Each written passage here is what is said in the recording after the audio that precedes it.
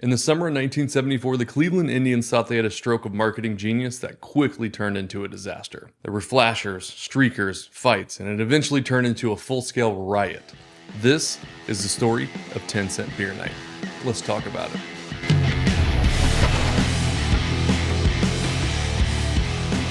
Welcome back to High-Fiving Strangers. My name is Clint, and today we're going to talk about one of the craziest baseball games in history, but it has nothing to do with the play that actually happened on the field. It's June 4th, 1974. The Texas Rangers are in town to play the Cleveland Indians, and in an attempt to increase attendance, they did a promotion where they were selling beer for only 10 cents that night. Now let's just start off right out the bat with a quick adjust for inflation to really wrap our heads around what does a 10-cent promotion look like today. 10 cents in 1974 is equivalent to 65 cents today. Can you imagine a stadium doing a promotion right now where they sold beer for under $1? That would be incredible. Back when I was in college, we actually had a bar that did a promotion kind of similar to this. They would pick a keg, and every refill on your beer until that keg was tapped was only 25 cents. And as a young broke college kid, it was the greatest thing ever. Sadly, it went out of business. I wonder why. And now I think it's just like a seafood restaurant. R.I.P. Fire on Water.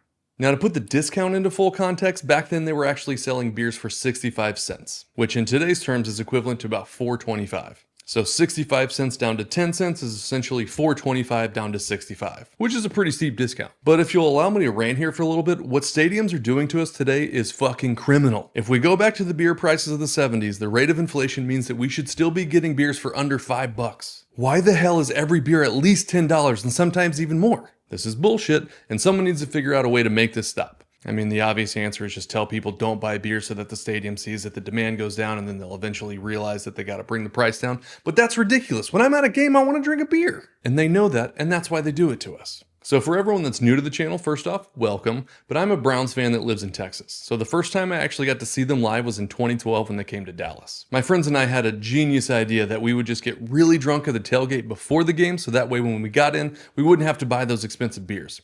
The problem is that totally backfired because we got just drunk enough before the game that when we got into it, we didn't actually care how much the beers cost and spent way too much money, which I'm sure happens a lot.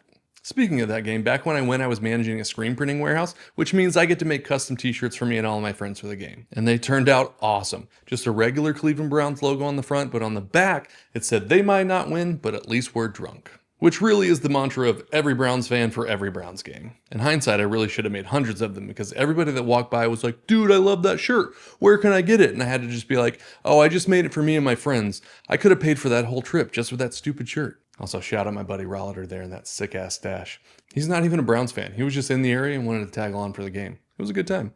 Sadly, they lost in overtime. But hey, at least we were drunk, right? All right, tangent over, back to the story. Now for context, this was not a new idea. People were doing these type of nights all the time, and Cleveland actually did one a few years before that turned out great. The difference this time is there was already bad blood between these two teams. See, they had played a week before in Arlington, and it got ugly. In the fourth inning, Lenny Randle slides into second base, and I'm going to show you a clip of why I'm using those air quotes, and I wish I could use bigger ones because there was no attempt to slide here. He dives shoulder first straight into the knees of second baseman Jack Brohammer, sending him upside down. In his next at bat, he was obviously thrown at because that's how baseball polices itself.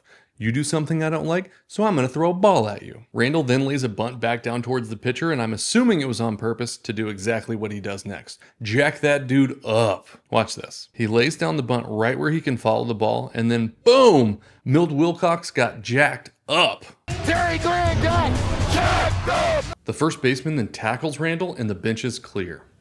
And not just one of those like fake, hey, hold me back, benches clear, like benches clear and dudes throw punches. The brawls eventually broke up, and as Cleveland tries to get back to the dugout, they're met with beer and food being thrown on them by Rangers fans. Catcher Dave Duncan actually tried to get into the stands to fight those fans, but thankfully he was stopped before he could get there.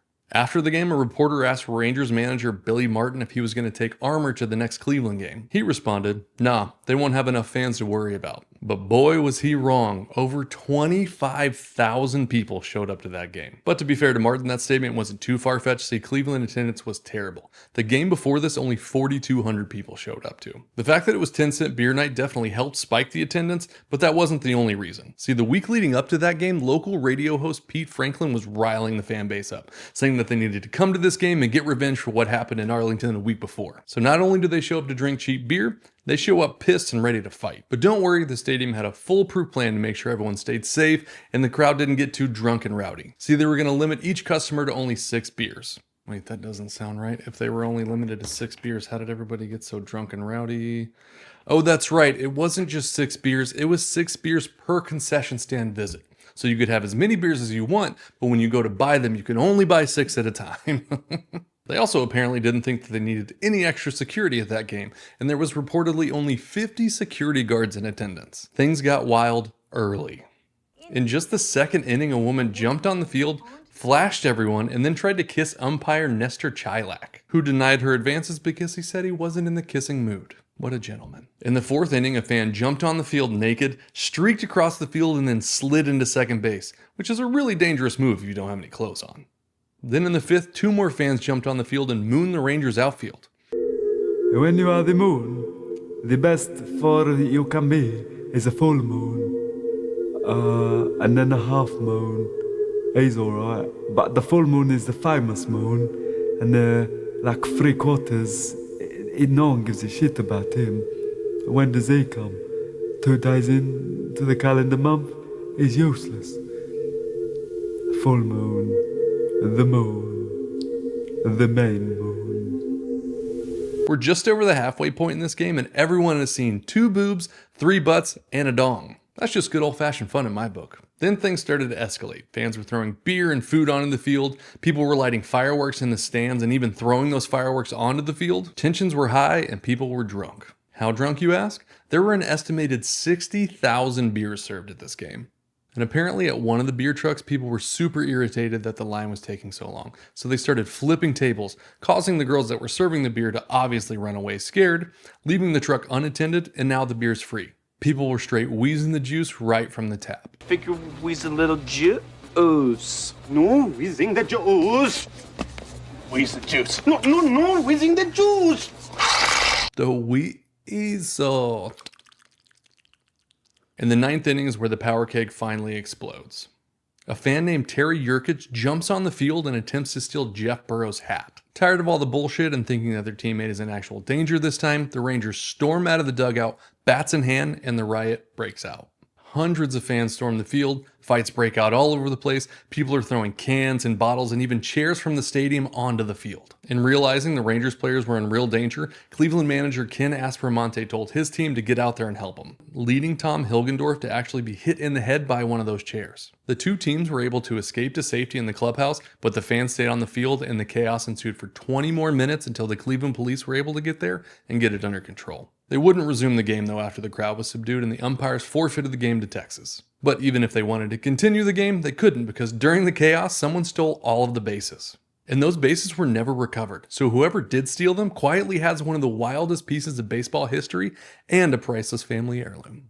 7 people were taken to the emergency room, 9 were arrested, and Cleveland learned a valuable lesson to never try this again. Just kidding, they did it a month later, but thankfully there wasn't a riot this time. Thanks for watching this episode of High-Fiving Strangers. This was a super fun one for me to research and film. So like, subscribe, and comment down below what player, team, or event you want to see me cover next.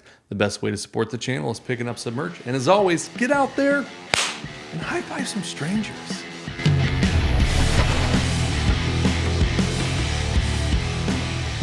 Could you imagine how hard a dollar beer night would go? Like, please, someone, let's try this. Invite me, I'll make sure everyone stays in control. Spurs, you're right down the road. Like, don't be cowards. Let's do this. It'll work, I promise. It's safe and in control and didn't get too runk and rowdy. Runk and rowdy.